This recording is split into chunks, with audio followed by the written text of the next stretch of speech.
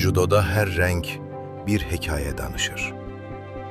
Ağdan qaraya gedən bu yol sadəcə kəmərlərin dəyişməsi deyil, bir insanın yenidən doğulmasıdır.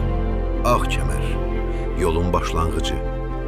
İlk 3 ayda sən fəndləri yox, nizam intizamı və təlimatları izləməyi öyrənirsən. Sarı kəmər, 6 aya qədər olan müddət. Təməl fəndlər formalaşır, texnikan cilalanmağa başlayır.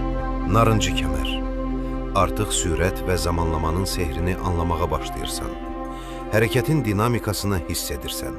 Yaşıl kəmər, bir ilin tamamında gələn tarazlıq və nəzarət. İndi hər bir texnikan daha təkmildir. Mavi kəmər, 9 aylıq mürəkkəb kombinasiyalar dövrü.